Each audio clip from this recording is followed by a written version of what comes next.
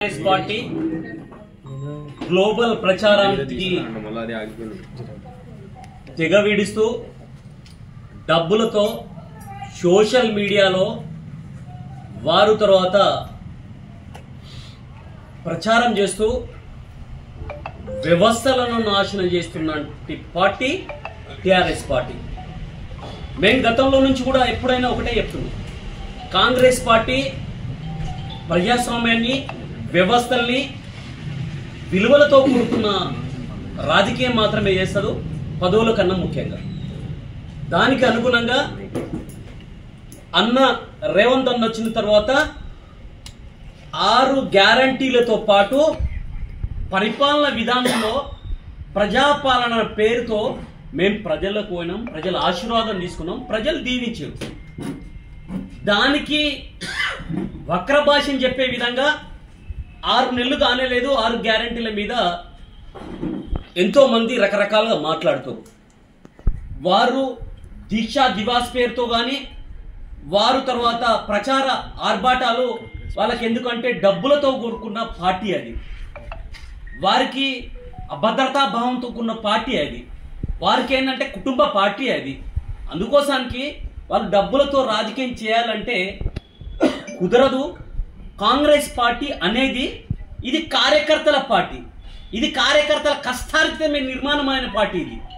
అందుకోసానికే మేము తీవ్రంగా కొంతమందిని బ్యూరోక్రాట్స్ కానీ కొంతమంది మేధా వర్గాలు కానీ మీరు ఆలోచించమని చెప్తున్నాం. ఈరోజు మొన్నటిదాకా ఒక ఆయన ఉండే ప్రవీణ్ కుమార్ గారని, ఆయన సోషల్ వెల్ఫేర్లో సెక్రటరీగా ఉన్నప్పుడు నేను కూడా ఒక సోషల్ వెల్ఫేర్గా చదువుకున్న బిడ్డగా సంతోషపడ్డా.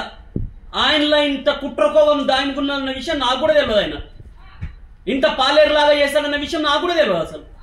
ఆయన బయటకు వచ్చి రాజీనామా చేసి నేను రాజకీయాలను పునరుద్ధరిస్తా, బీసీ ఎస్సీ వర్గాల కోసం చేస్తున్నప్పుడు ఒక బీసీ బిడ్డగా నేను సంతోషించిన. అయ్యా మేధా వర్గాల నుంచి కూడా ఆ వర్గాలకి సముచిత స్థానం కల్పించడానికి కోసానికి వారు గొంత వస్తున్నారంటే నిజంగా సెల్యూట్ అనుకున్నా. కానీ వారు కేసీఆర్ గారికి మోచేతిలో నీళ్ళు దాగి వాళ్ళు పంచ కింద పనిచేస్తా అంటే ఎవరికి అభ్యంతరం లేదు. కానీ కాంగ్రెస్ ప్రభుత్వాన్ని కించపరిచే విధంగా, కాంగ్రెస్ ప్రభుత్వాన్ని బదలాం చేసే విధంగా చేస్తే ఆ ప్రవీణ్ గారికి, ఆర్ఎస్ ప్రవీణ్ గారికి తీవ్రంగా హెచ్చరిస్తున్నాం. మీరు ఒక ఉన్నత భావాలు కలిగిన వాళ్ళు ఉండి ఈరోజు అభద్రతా భావంతో ఒక పార్టీకి చప్రాసిలాగా పనిచేస్తున్నాం. ఈరోజు నిన్ను తిట్టినలో పంచని చేరి పనిచేస్తున్నాం. ఈరోజు 10 సంవత్సరాల కాలంలో ఒక రెసిడెన్షియల్లో కానీ నేను నీకు ఆధారాలతో సహా ఇస్తాం. నేను ఒక విద్యార్థి నాయకునిగా, ఒక ఆ హాస్టల్లో చదువుకున్న బిడ్డగా అప్పటికి ఇప్పటికీ చాలా తేడాలున్నాయి.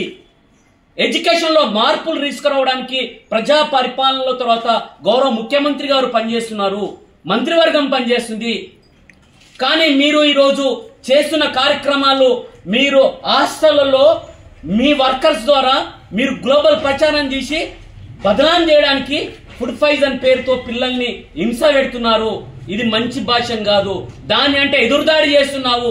నీ పక్క కూర్చున్న బలక సుమన్ గాని, నీ అటు కూర్చున్న వాళ్ళు గాని ఆ రోజు విద్యార్థుల ప్రాణాలు తీసుకొని, విద్యార్థులను బలిగొని, విద్యార్థుల శవాల మీద తర్వాత వాళ్ళు అధికారం తీసుకుర్రు.